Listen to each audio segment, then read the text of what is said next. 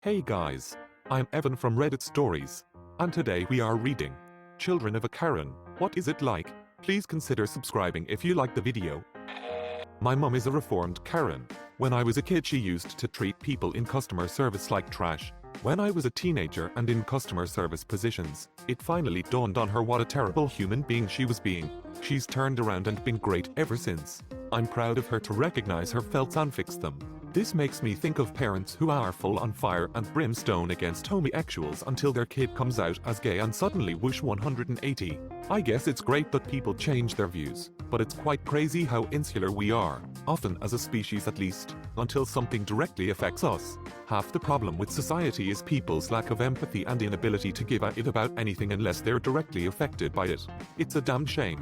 Yeah, I think a lack of empathy is a big problem. But something I've always thought was responsible for a lot of Karen-like behavior is the fact that it's effective, particularly when it comes to retail establishments like stores and restaurants. If you have a little 4-year-old kid and he yells and screams for his goddamn candy bar in the grocery store, so much that he's embarrassed the crap out of you, and in your desire to get him to STFU, you cave in, and buy him his goddamn Kit Kat bar. Well, you've just taught him a very valuable lesson. He's learned it by making a huge public scene and keeping it up. Mommy will eventually cave in and give him what he wants. That's what Karens learn when they learn on the pool store clerks and food servers, demanding to see the manager and complaining loud and long until management, just like mommy with her 4-year-old, caves in and gives her what they wants. If the management of these places would just firm up, stop giving in to these people, they'd eventually learn. A bad Yelp rating isn't going to kill you. Also, it would also help if the people around them would speak up when this happens. Hey! You figure your food server makes restaurant policy or sets prices? She doesn't. So stop being such a cheapest bully and leave the pool girl alone. We gotta stop silently tolerating bullying behavior. As a former restaurant employee I agree with this 100%. Rewarding itty behavior only ensures future itty behavior. When I was a child everything was someone else's fault. We'd speak to managers in stores, restaurants, etc. When I came of age, I joined the military and moved away as fast as possible. As an adult, my relationship with her was terrible. I was so frustrated by her asking me to come back to visit her area every time we talked, that I just stopped talking to her. Something particularly interesting had happened this past year.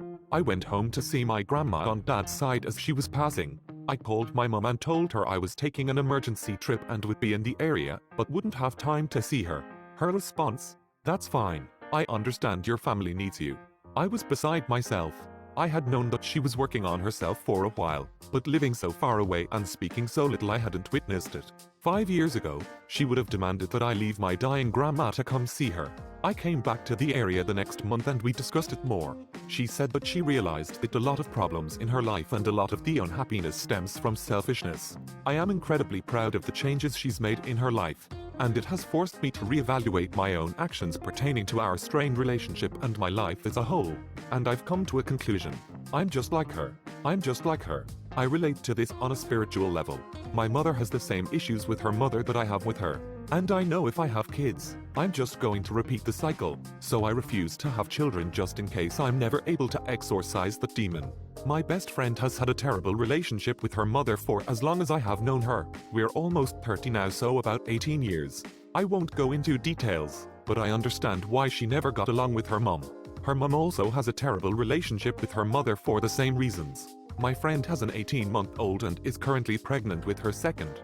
When her first child was born she suffered from postpartum depression and found it difficult to bond with her baby. Luckily her husband and in-laws were very supportive and she ended up in therapy. Her therapist helped her to understand that she found it difficult to bond, because she never had a good motherly role model and therefore wasn't sure how to be a mother. I'm sure there was more to it than that, but seeing a therapist has really helped her become the mother she wants to be and accept that her own mother won't change, so just to accept how she is and move on. My point is that she is a great mother to her baby and she has absolutely managed to break the cycle. I'm not saying don't worry, you'll be great mom, go have kids. I'm saying that you won't necessarily repeat the cycle if you already know what the problem is. That being said, I know absolutely nothing about your personal situation, so feel free to take this with a pinch of salt. Sorry if this is too nosy. You are very brave to take such a candid look at yourself and your mother. And if you are that courageous, you are not like your mother. I know every restaurant has fricked with our food, and for good reason. I'm in my 30s now and I won't go out with my mum in public. She doesn't want to either, because I'll give her it for whatever she did to some poor teenaged cashier until she cries. Two can play this game and no one wins. To this day, your food doesn't taste quite right unless someone spat in it. You know me, Cock Daddy Karen. Username checks out. Oh it's you. Oh frick. Gotcha. Any last words? My dad is a male Karen. I always hated listening to him call customer service on the phone, because he's such a complete a-hole to whoever is just trying to do their job. My dad used to help obvious first-time food servers who messed up by lecturing them, telling on them to their boss, and then stiffing them on the tip. He always justified it with a story about how once in the 90s he actually had a boss thank him for doing it, because his staff sucked. It was a very unique situation. I always felt so bad for the servers who were humiliated. Because of that I always tip well as an adult, out of this childhood guilt I carry. This is the it that kills me too. Like bro, you aren't helping or teaching anyone, you're just being an a-hole. Did you get in the habit of slipping these guys a $10 on the sly? My mum is somewhat of a Karen, mostly in regards to restaurants, and I have an anxiety disorder. It's a combination made in hell. My sister is a Karen in recovery, and her teenage kids are mortified by her. They had a Karen intervention with her a few months ago, and pointed out that about 1 out of every 3 visits to a restaurant results in a meal or a drink sent back, and about 1 in 10 results in a conversation with the manager. Unresolved complaints over the phone practically have a pre-written script. This is unacceptable. Poor customer service, etc. She's trying to be more self-aware, because she now recognizes that not only can her behavior be embarrassing, but she's a Karen caricature. If someone described the typical Karen by looks, age, race, tone of voice, social standing, they would be describing her to a T. Sure, it's Karen shaming, but we're living in a society here. There's literally nothing wrong with Karen shaming, unless you are a Karen by name only. I've known some perfectly lovely Karens, never met a Chad, so they may be every bit the douche that the internet says. Schrodinger's Chad. I have an aunt Karen and I'm pretty sure we could nominate the woman for sainthood. The only time I've ever so much as heard her raise her voice was when I wanted to pay for my portion of the tab at the restaurant we were eating at and she quiet shouted absolutely not at me. It was definitely one of those times where the calmest person raises their voice so rarely that you just immediately back down when it happens. I learned to end argues by saying you're right. You're right. Prove it. I like to say okay. Doesn't give them the satisfaction of winning, but also gives them nothing more to feed off of. I have an incredibly politically opinionated friend who, does nothing but talk about politics, usually stirring it up with controversial statements. The more you engage him, the more he talks about it. I found out recently the only way to shut him up is you're right. Heard once that the worst part of being mature is walking away knowing that the other side thinks they're right still. Frankly, it's embarrassing. You have to sit there while they shriek at a manager and cause a big scene. If you try to chime in, you get yelled at, then they are in a bad mood the rest of the day. I've sat through hour-long debates with managers over 11 cents disparity on a bill. Everyone is looking at you and you are just kind of trapped there.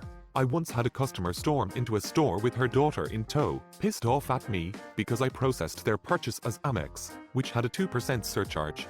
I told them about the surcharge and they said okay and switched the card out when I wasn't looking. It was a Visa. So 20 minutes later, this woman storms back into the store, shoves the receipt under my nose, and snarls, "Explain this." I had to ask my manager how to refund an ATC surcharge, because, what else was I gonna do? Stand there and get yelled at? A customer comes up with a problem, it's my job to fix it, as politely and compassionately as I can pretend to. It turned into a whole thing. I was freaking around with the post trying to figure out how to refund surcharges. Couldn't, so I had to get my manager. So now the customer is standing there, watching, as I explain that she wants an ATC surcharge refunded, and you can see it dawn on her what exactly she's done. It takes half an hour for my manager to figure out a makeshift solution, over the course of which the customer's face went from "frick you" to "I have made a terrible mistake." By the time it was resolved, both mother and daughter looked like they wanted to crawl under a rock and die, and the mother kept on muttering it's the principle of the thing. I once had a similar situation. Lady wanted like 0.65 cents back or something. We had one manager who refused to take any it from Karens, so I called him over for help. A line was starting to form. After arguing for a few minutes, my manager literally dug 65 cents out of his own pocket, threw it on the counter and asked if she was satisfied now. She was tomato red. I can't imagine the conversation and how he was thinking. Karen. It's a matter of principle. Manager. Internal screaming 1 moment. Also manager. Digs out 65 cents. Here's your 65 cents. I'll make it $1 if you get out of my face and don't come back for the next month. Your principal is worth 80 cents and apparently your time and dignity is worth a fraction of that. Now have a nice day.